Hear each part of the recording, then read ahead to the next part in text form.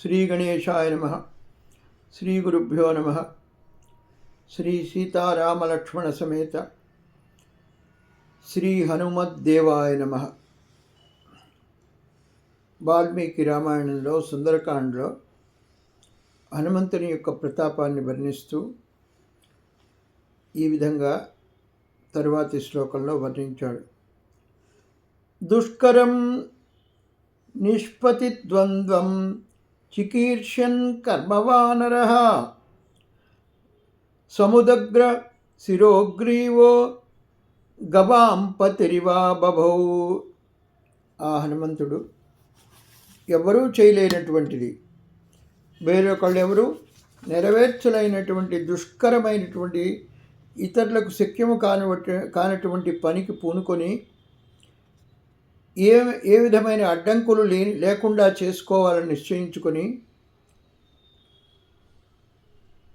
పైకి ఎత్తబడినటువంటి శిరస్సు కలవాడై, శిరస్సే కాదు పైకి ఎత్తబడిన కంఠము గలవాడై ఎలా ఉన్నాడంటే ఒక పెద్ద ఆబోతు వలె ప్రకాశిస్తున్నాడు అని వాల్మీకి మహర్షి వర్ణించాడు.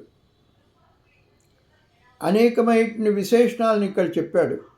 ఇతరులెవరూ ఆ పనులు చెయ్యలేరు, అది ఒక్క హనుమంతుల వారి వల్లే సాధ్యము. ఒక మహోగ్రమైనటువంటి ఆబోతు ఏ విధంగా తల నిక్కించి శిరస్సు పైకి ఎత్తి చూస్తుందో అవతల ఒడ్డు కూడా కనపడే విధంగా అని మనం చెప్పుకున్నాము. ఆ విధంగా హనుమంతుల వారు తన యొక్క శిరస్సును పైకి ఎత్తి ఆబోతు వలె ప్రకాశిస్తూ ఉన్నాడు.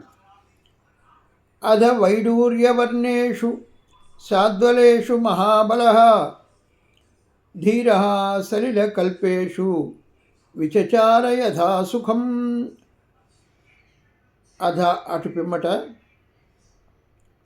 సంస్కృతంలో ఉన్నటువంటి చక్కటి సదుపాయం ఏంటంటే పెద్ద కథను జరిగిన దాన్ని చెప్పవలసి వస్తే అధ అని వాల్మీకి మహర్షి ఒక చిన్న శబ్దాన్ని పదాన్ని వాడతాడు.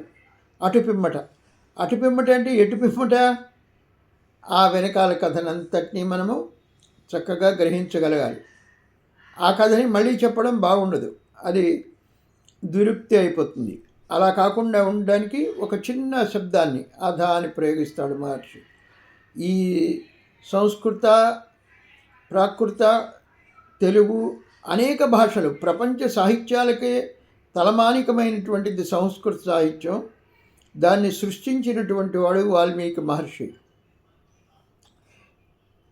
ఇక హనుమంతుల వారిని గురించి చెప్పుకుందాము. అటు పిమ్మట గొప్ప బలం కలిగినటువంటి వాడు, ధైర్యశాలి అయినటువంటి హనుమంతుడు వైడూర్యమణుల వంటి రంగు గలవి జలముతో సమానములైనటువంటి అయిన సాద్వలేషు అంటే పచ్చిక బేళ్లయందు యథాసుఖం చక్కగా సంచరించాడు.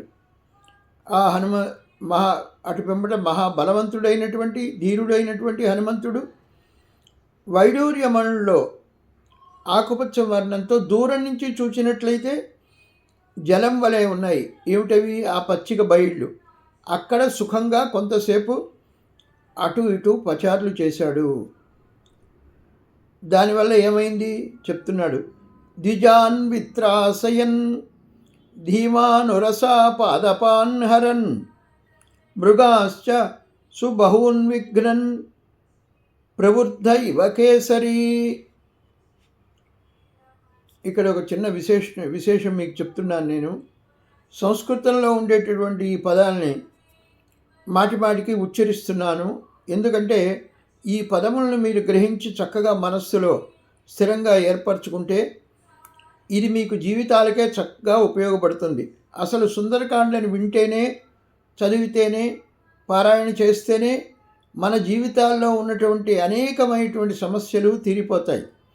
నేడు నేను గమనిస్తే అనేకమైనటువంటి సమస్యలు